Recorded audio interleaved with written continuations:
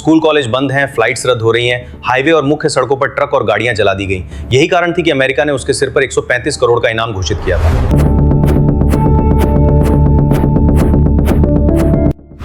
अल्माचो को फंसाने के लिए दरअसल उसकी गर्लफ्रेंड का इस्तेमाल किया लेकिन ये मिशन तब और भी भयावह हो गया जब मेंचो के लड़ाकों ने आरपीजी लॉन्चर से एक सैन्य हेलीकॉप्टर को मार गिराया, जिसमें 6 सैनिक शहीद हो गए। अधिक मुनाफे के लिए उसने कोकीन, हेरोइन और फेंटेनाइल का व्यापार भी शुरू किया। ड्रग्स अपने भाई को आगाह किया कि जिनसे उन्होंने डील की है वे असली ग्राहक नहीं बल्कि अंडरकवर पुलिस अफसर थे। ड्रग्स के अलावा मेंचो ने तेल चोरी, मानव तस्करी और जबरन वसूली जैसे अपराधों से भी अकूत संपत्ति जमा की है। सितंबर 2011 को वेरा क्रूज में 2 ट्रकों से 35 लाशें बरामद हुई।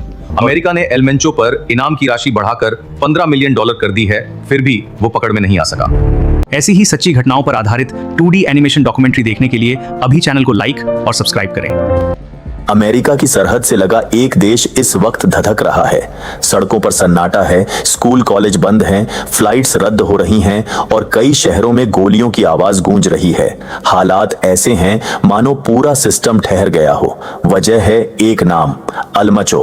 वो सिर्फ एक गैंगस्टर नहीं था बल्कि मेक्सिको के सबसे ताकतवर ड्रग सिंडिकेट का चेहरा था। उसका नेटवर्क अमेरिका तक फैला हुआ था, जहां कोकीन, मेथ और फेंटानिल जैसे खतरनाक ड्रग्स की सप्लाई होती थी। इन नशों की वजह से हर साल हजारों लोगों की जान जा रही थी। यही कारण था कि अमेरिका ने उसके सिर पर 135 करोड़ रुपए का इनाम घोषित किया था। सालों तक वो कानून से बचता रहा, हर बार गिरफ्त से निकल जाता था। लेकिन 21 फरवरी को खेल बदल गया। सुरक्षा बलों के साथ हुई भीषण मुठभेड़ में वह गंभीर रूप से घायल हुआ। अगले ही दिन उसकी मौत की खबर आई और इसके साथ ही भड़क उठा हिंसा का तूफान। अल्माचो की मौत के बाद मेक्सिको की सड़कों पर अराजकता फैल गई। उसके गैंग के सदस्य तुरंत सक्रिय हो गए और शहरों में हिंसा शुरू कर दी। हाईवे और मुख्य सड़कों पर ट्रक और गाड़ियां जला दी गईं, ताकि सरकार और सुरक्षा बलों को संदेश भेजा जा सके कि उनका दबदबा अभी भी बरकरार है। गैंग के अंदर भी सत्ता को लेकर संघर्ष शुरू हो गया।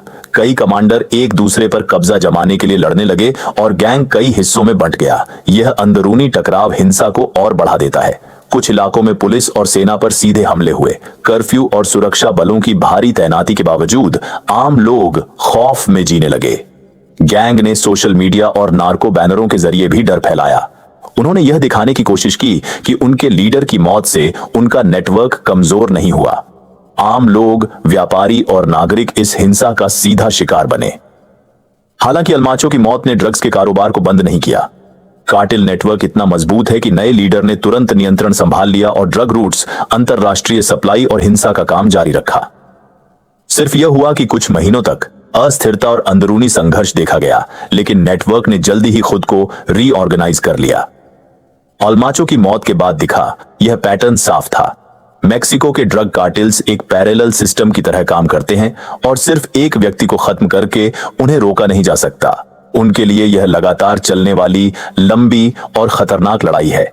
एल मेंचो का जन्म साल 1966 में मेक्सिको के मिचोआकान राज्य के एक छोटे से कस्बे नारनजो चिल्ला में हुआ था।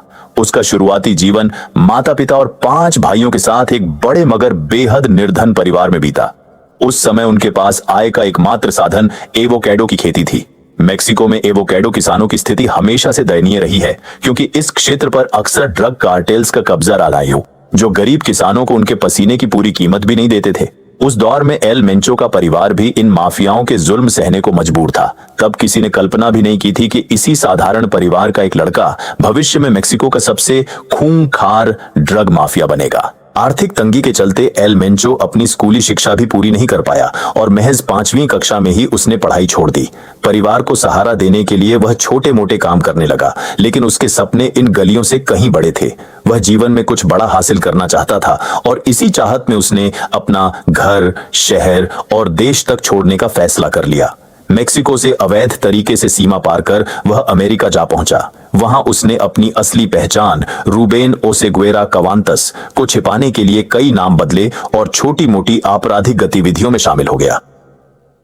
इन्हीं गैर कानूनी कामों की वजह से साल 1986 में वह पहली बार कानून के शिकंजे में आया, जब सैन फ्रांसिस्को पुलिस ने उसे चोरी और अवैध हथियार रखने के आरोप में गिरफ्तार किया।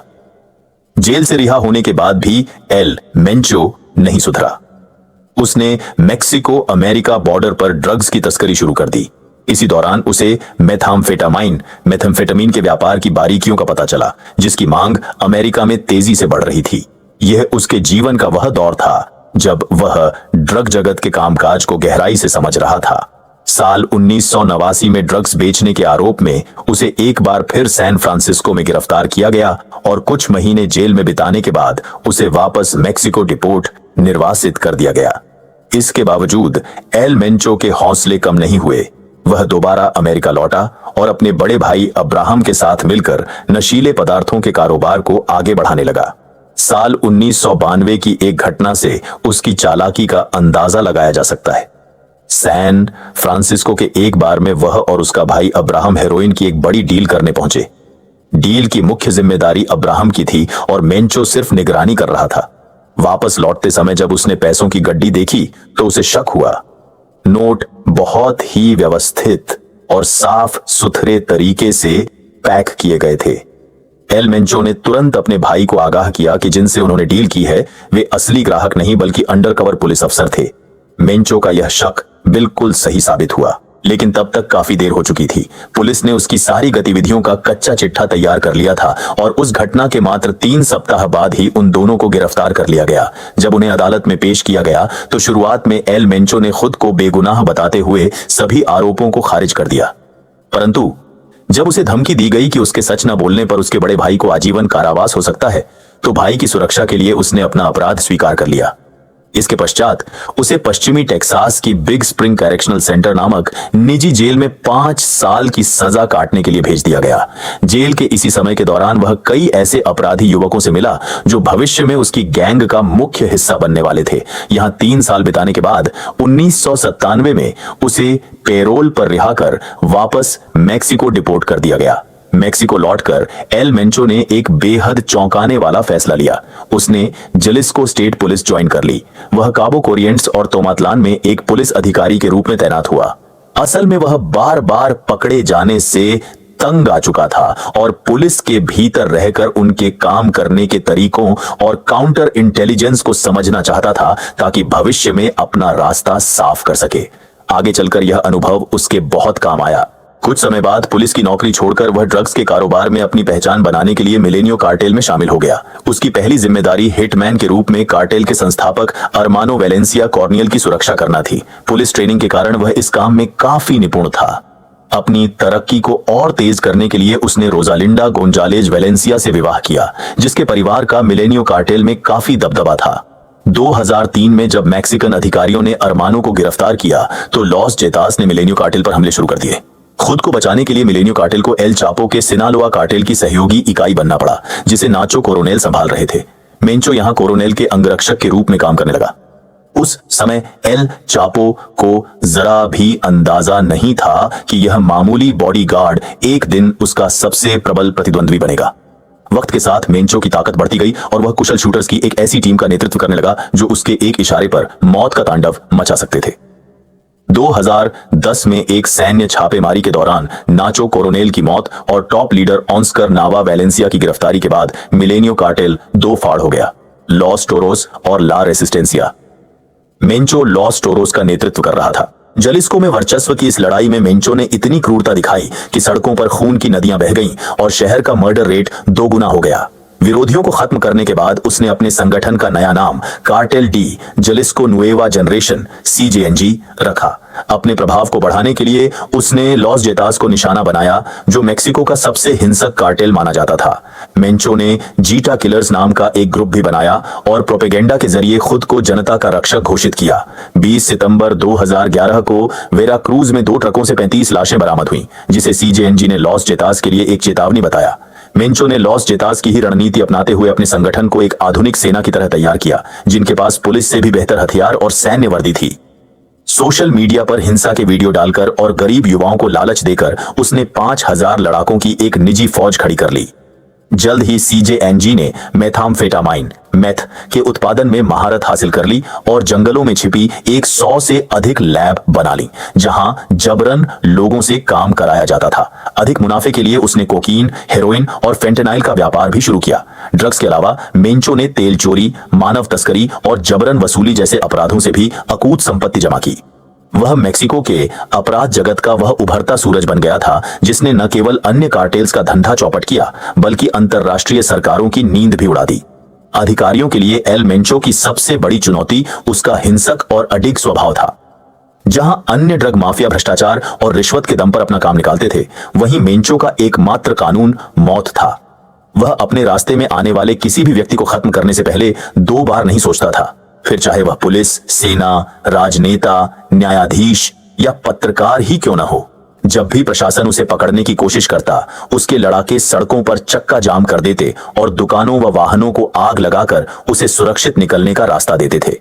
पुलिस ट्रेनिंग के अनुभव और सरकारी तंत्र में फैले अपने जासूसों की वजह से उसे गुप्त ऑपरेशनों की जानकारी पहले ही मिल जाती थी। हालांकि इन मुठभेड़ों में उसका बेटा रूबेन ओसेगुएरा पकड़ा गया, लेकिन मेंचो ने बदले में पुलिस के पूरे काफिलों को बम से उड़ाना शुरू कर दिया।